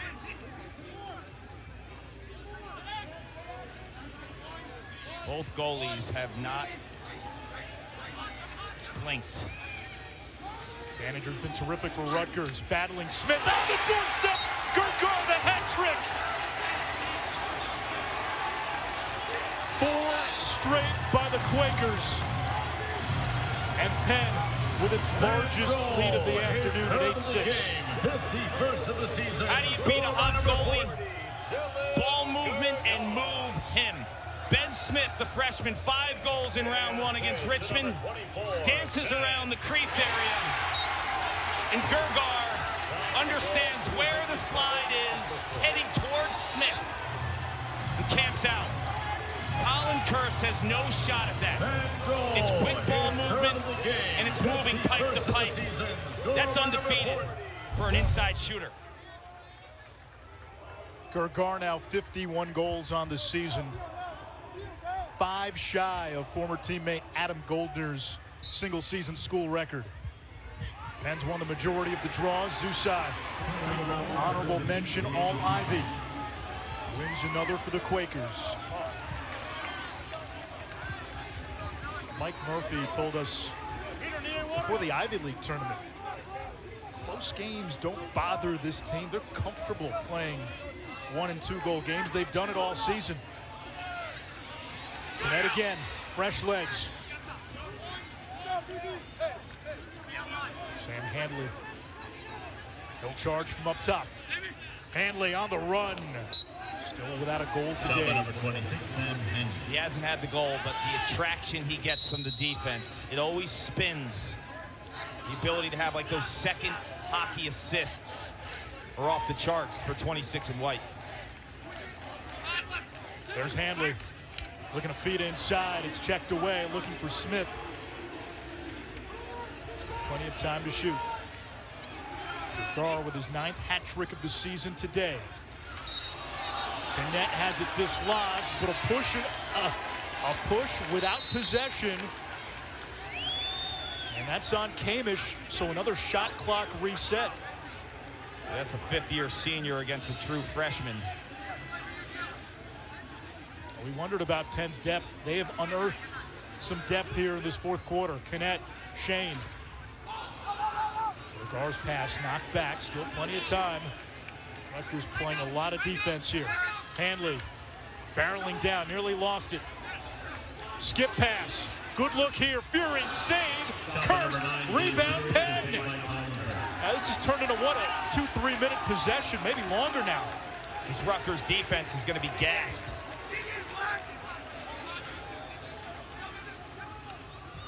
Gergar, jump shot save, Kirst.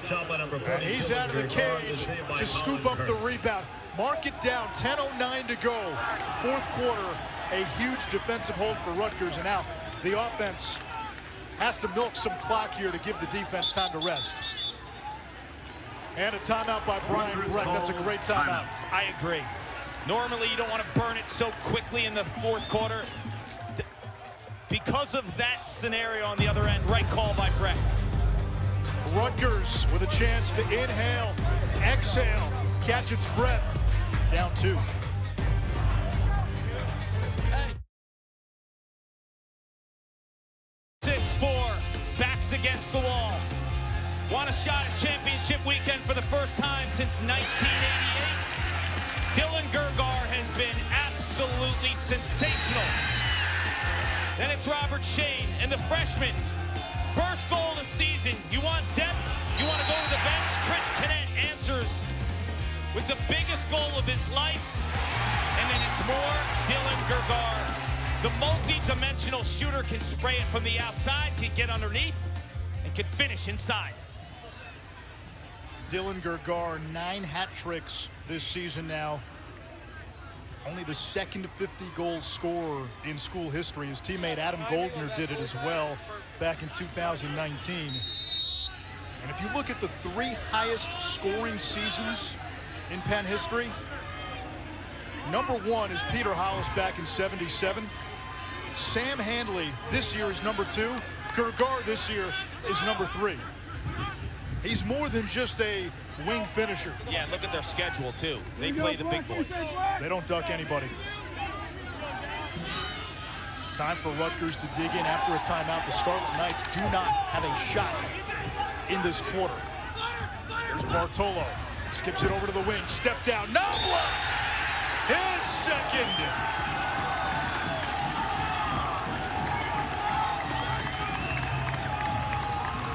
The best shooters in the world, whether it's Ryan Brown from the PLL Water Dogs, Tucker Durdovic, college ranks for Syracuse this season, two-handed, multiple release points. You remember in the first quarter, Shane Knobloch down the alley, lefty hammers it in the corner. This time and room picks the opposite corner. That is a shooter. Penn 13 out of 21 at the face-off X.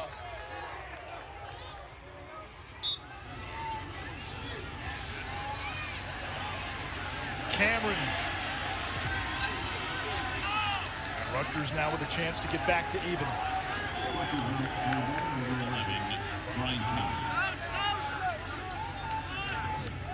Ross Scott has been held in check today by B.J. Farrar.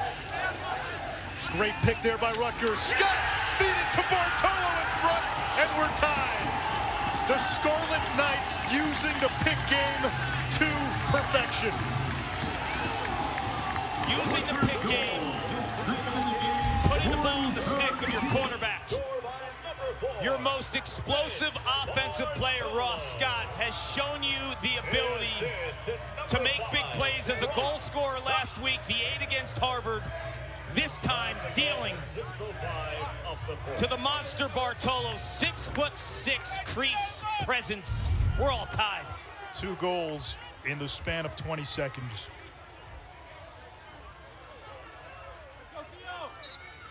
The quarterfinal round. That's all I gotta say. Drama on 3 shots of espresso. Scott again, matched with Farrar. You mentioned it, the use of the pick game, because B.J. Farrar has been brilliant on Ross Scott. Ross Scott has not been able to evade him, so giving him that pick behind the cage not only frees him up, frees up his hands, and you see the slide coming, then he dissects and hits Bartolo. You need 5 to operate behind the cage. Here we go, Black. Here we go, Black. Bartolo charging down the alley. Now Scott on an island with Farrar. Scott trying to shake Farrar. Help coming. Now picked up by the short stick. He's got the matchup. We're going to go quick, Penn. Got to support this matchup. Scott against Joyce. There's the slide. Shot saved by Birkinshaw, number 14. And will set up the clear. Farrar looking for Bond. It gets away. Rolling toward the sideline. Stays in bounds. Gene Felix scoops it up for Rutgers. Scarlet Knights have to get it past midfield before that shot clock hits 60. And they do it with ease. Tereski touches up.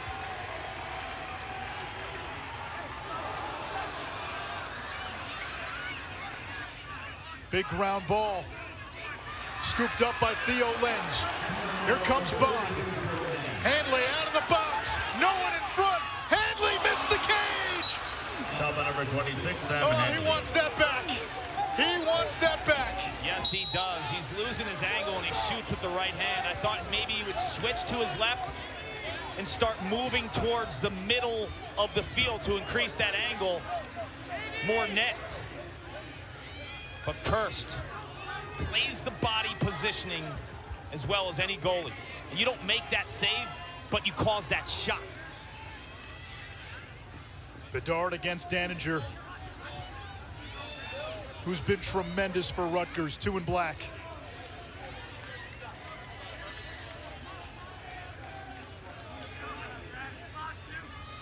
Bedard down the alley, picked up by Apgar. Gergar's got it. Feeding the wing. Schultz inside. Ben Smith turned away. Kirst. Number 24, Ben. 14 saves now for Kirst. These 2 goalies, it's like a baseball game with 2 ace pitchers. Inning for inning, frame for frame, matching each other. Well said, my man. Well said. Each as intense and purposeful as the other.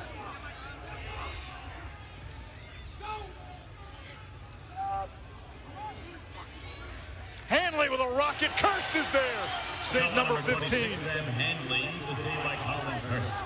How good is Colin Kirst? How good is Patrick Birkinshaw? Only one can win with 5 minutes left. Here comes Daninger, 2 assists. Shot to score! Dante Koulis. And Rutgers with a 9-8 lead. 5:38 to go in regulation. Who would have thought, Anish, with all these veteran stars, the Sam Hanleys of the world, the Mitch Bartolos, the Colin Kirsts, it's a one-on-one with Sam Hanley, loses his angle, misfires, then the save by Colin Kirst, and we saw Chris Kinnett in the third quarter. His freshman campaign, rarely in big spots, delivers. This time, it's Dante Koulis. With all the veterans on Rutgers, it's a freshman who hits it. And redemption for Koulis, who suffered a head injury on this field against Hofstra and missed 7 games. And Daninger has been the unsung hero for Rutgers. 3 assists. He came into the game with 4 on the season. 3 straight for Rutgers. Remember, it started with a great defensive stand, then a timeout after Penn had gone up 8-6. Here comes Kinnett. You can tell he's got the fresh legs. Vergara against Gene Felix. He's a righty. Gene Felix spun him left. Now Hanley. There's that rocker step. Back a few years in that quarterfinal against Yale. Hanley, only 2 shots, did not score a goal. Shipley, Ben Smith, off the, that hit the pipe. Did not, no shot clock reset. Vergara, right hand, Kirst is there. Didn't have an angle. Had the question mark attempt. Colin Kirst is always in the right spot. He's always where he should be on the pipes, making those stops. We come up on 4 minutes to play.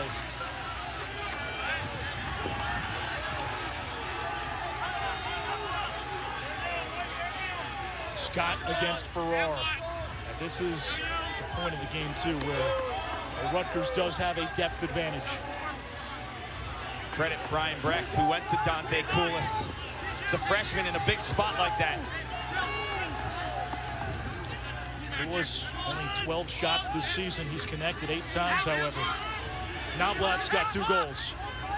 Going to work on Shipley. And Knobloch with a hat trick and a Jersey fist pump.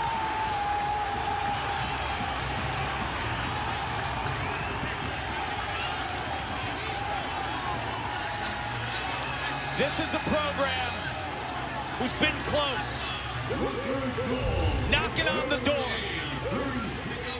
You got a Jersey boy on one side making the huge stop on the red-hot Dylan Gergar. And then Shane Knobloch, New Jersey strong, drops the hat trick. And we talked about shooting versatility out of 27 in black. We've seen it with the left hand up high. Now we're seeing it low to low.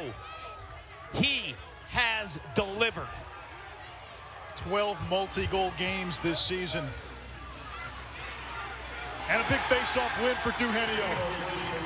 Rutgers driving downhill. And an unforced error. If Rutgers holds on, you want to find a turning point. A little more than 10 minutes to go. You called it. Penn had opportunity after opportunity. Shot clock reset after shot clock reset. Rutgers stood tall on defense. They call a timeout. They caught their breath. Since then, they've responded with 4 straight. You felt they were on the ropes, right? You felt like Penn was ready to give that knockout punch. They hung in there. The bell rung. They got to the next round. Here comes Schultz. Down the alley. There's Kirst. Rebound loose behind the cage. Big ground ball. Out of bounds, last touch, Penn, Rutgers ball. Bobby Russo, 88 in black, has made 2 monster plays in this second half that won't show up on a score sheet, won't show up on a highlight tape. Little subtle plays, clearing in the third quarter when he was getting double teamed, and that check to get it out of bounds, to give your offense with a 2-goal lead the ability to zap the clock. Rutgers 2.5 minutes away from its first trip to championship weekend.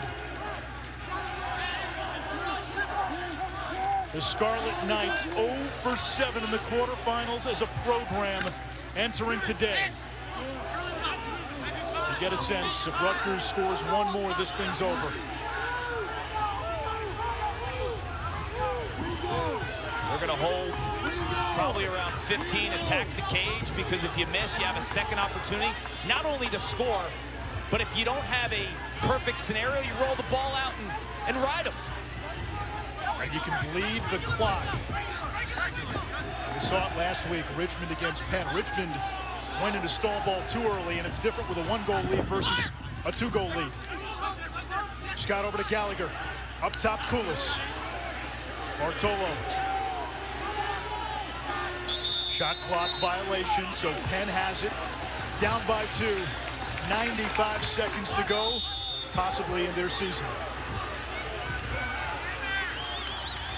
And you got to think, number 26 will have a say in what happens over this final minute plus. Timeout, Mike Murphy. Another quarterfinal thriller here at Hofstra. Tied at 6 going into the second half. A couple of fourth quarter goals gave Penn an 8-6 lead. It was Penn's first lead of the ball game. Then Penn had about a 2-3 minute possession. It felt like it took forever. Kirst eventually makes the save. Rutgers calls timeout out of the timeout. Knobloch can't start a fire without a spark. He was the spark. He was. And then Bartolo answers with a crease goal on the feed from Ross Scott. Dante Koulis comes up huge as a freshman, and then Knobloch. To me, the fourth quarter was owned by 2 Jersey boys, Colin Kirst and Shane Knobloch. And when you think about this program, they've been so close. And with all the influx of transfers, at the core of this program is the state of New Jersey. As somebody who was born in New Jersey, it might be one of the smallest states in the union, but if you did a poll of every resident of the state, they'd say it's in the top 3 in terms of size. In everything. NCAA men's lacrosse coverage continues next weekend for the semis. The action begins Saturday, May 28th at noon Eastern on ESPN2. Visit NCAA.com, your home for all 90 NCAA championships. Penn will need a rally. We've seen Penn do this all season long. They have had their backs to the wall. They have been down to their final lifeline, and they found a way. Less than a month ago against St. Joe's. Last week against Richmond, Richmond had the ball in the final minute. All they had to do was clear. Penn with the ride, got the ball back. They scored to force overtime and then win in OT. And you know what they do in big spots, which I love offensively? They use Sam Hanley almost as a decoy in terms of starting the offense, knowing the early slide, and then it's those hockey assists, the 2-aways that give the opportunities in close. Yeah, they drew up a great play out of a timeout in overtime to win it last week. Gergar's got 3 goals. Doesn't have much room to operate. The pass to Shipley, picked off! Boswell's got it for Rutgers. Clear path to the goal, he scores!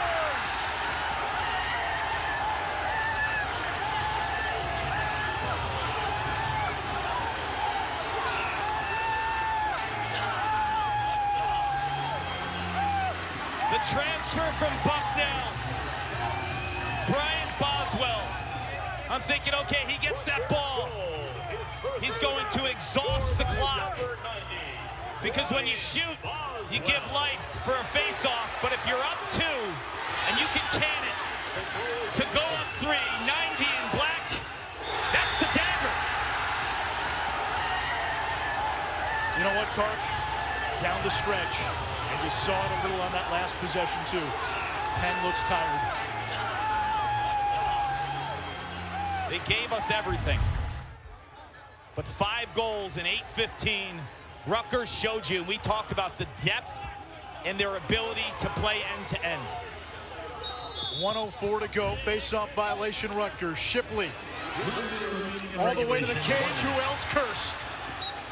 He has been the Minotaur at the end of the labyrinth for Rutgers.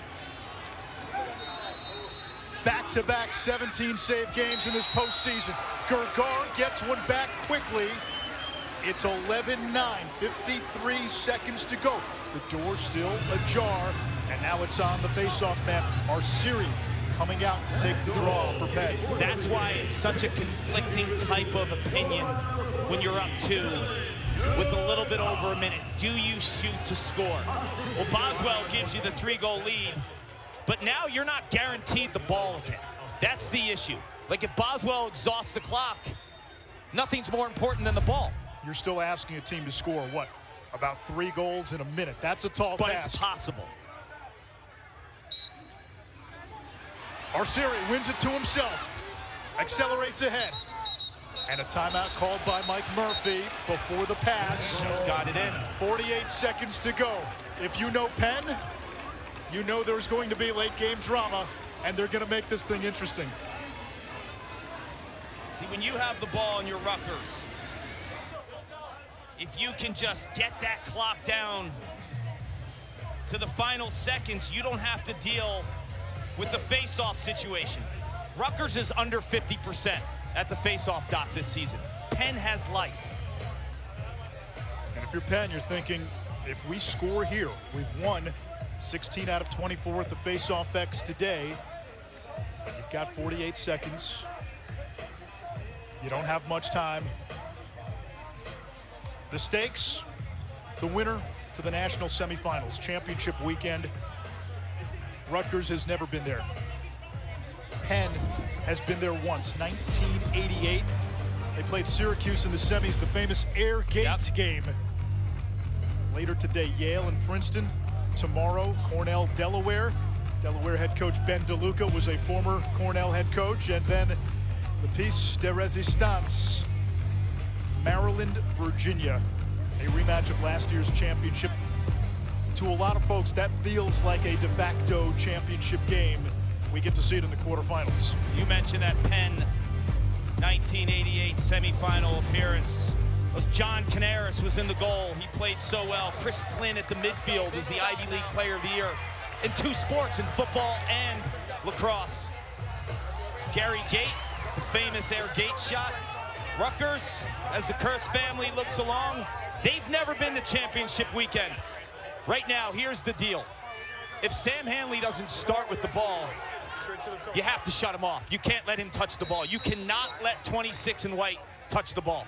Shipley will trigger. Roaring down the alley. Stick checked away. It's a roll. The cause turnover.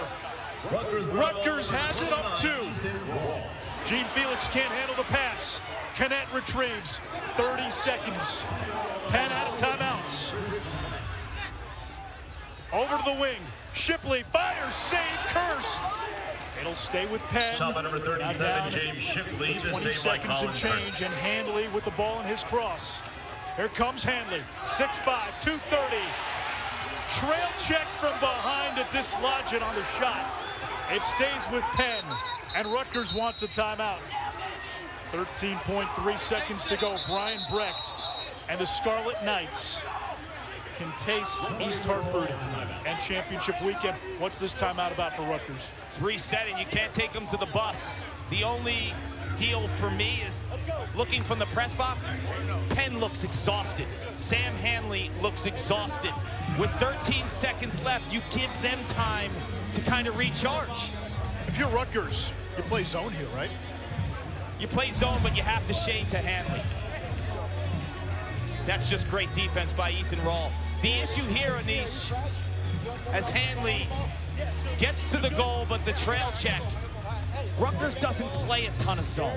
So sometimes you ask a team to get out of their comfort zone. they've been really effective in the second half playing man. And you could shut Hanley off if he doesn't start with the ball, play 5-on-5.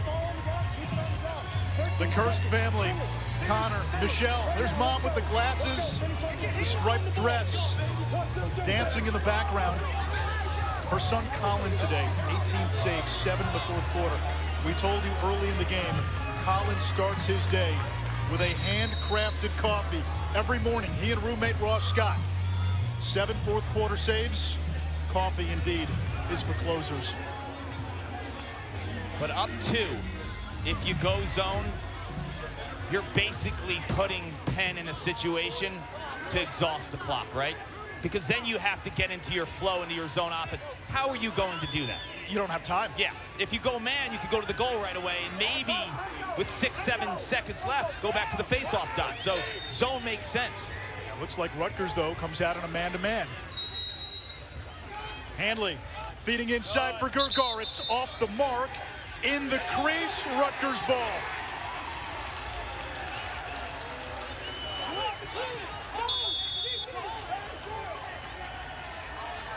Kirst heaves it high in the air.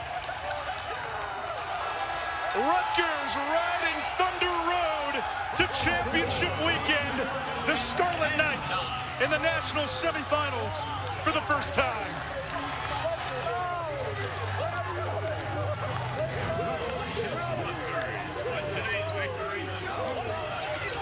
The heartbreak for Penn. The last time they had a full season was 2019. They lost in this round by a goal to Yale.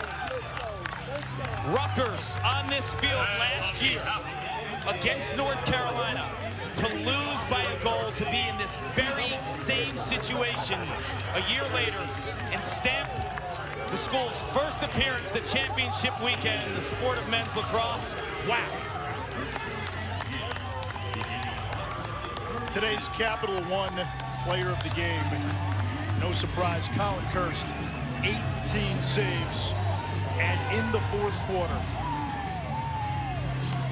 it was Kirst and his play that took the life out of any Penn comeback. Mom Michelle, the ultimate lax mom.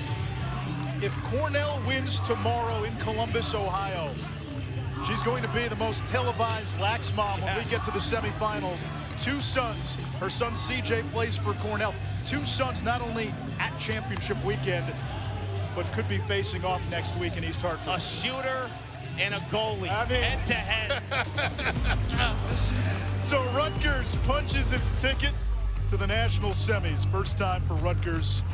They had been close. They were close last year in the quarterfinals, lost in overtime by a goal to North Carolina. Rutgers will play the Cornell-Delaware winner. That game Sunday at noon Eastern on ESPNU. Coming up next in about 30 minutes or so, Yale and Princeton, quarterfinal number 2. It's a regular season rematch. It's a couple of Ivy League rivals. They've played more than 100 times in their storied history. But right now, this hour, it belongs to tramps like us. The Rutgers Scarlet Knights headed to championship weekend for the first time in school history.